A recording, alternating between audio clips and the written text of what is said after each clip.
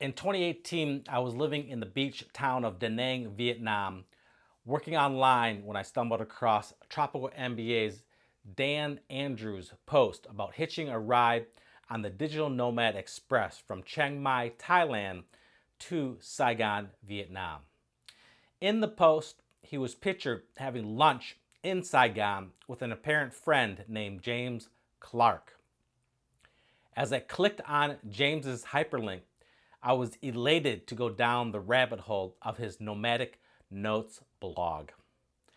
As I was scrolling through his website, I noticed his recent post about Danang living, and clicking away, learned more about his continuous global travels since 2003. You see, James wasn't just any typical backpacker. He has been a digital nomad, having traveled continuously since 2003. Most people travel to an interesting country for a couple of weeks and talk about their experience for a lifetime. James, on the other hand, travels continuously, moving from one location to another, having been perpetually traveling for over 20 years. From his website, it seemed like he was crisscrossing Southeast Asia, Vietnam, Thailand, Cambodia, Indonesia, and India. Amazing, I thought to myself. How could this guy have been traveling the world since 2003?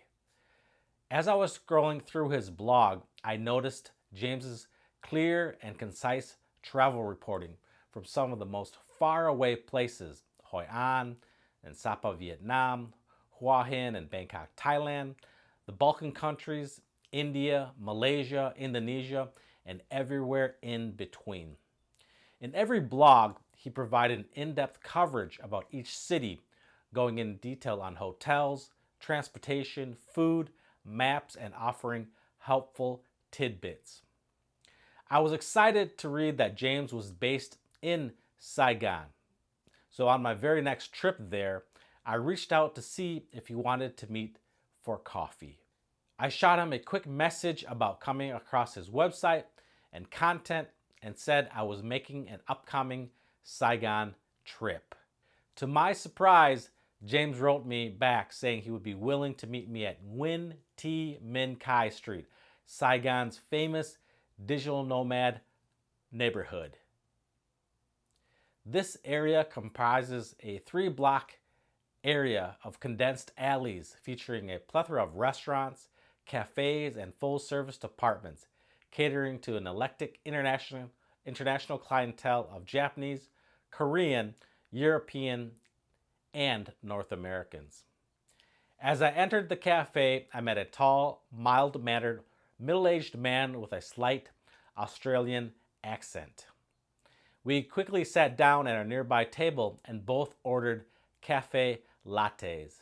James, for the most part, was somewhat reserved and quiet during our half-hour conversation where we discussed Vietnam and Danang living, travel in general, and other interesting and popular travel destinations. After a good amount of conversation, we parted ways. Ever since that 2018 meeting, we have been quite good friends and have collaborated on several YouTube interviews.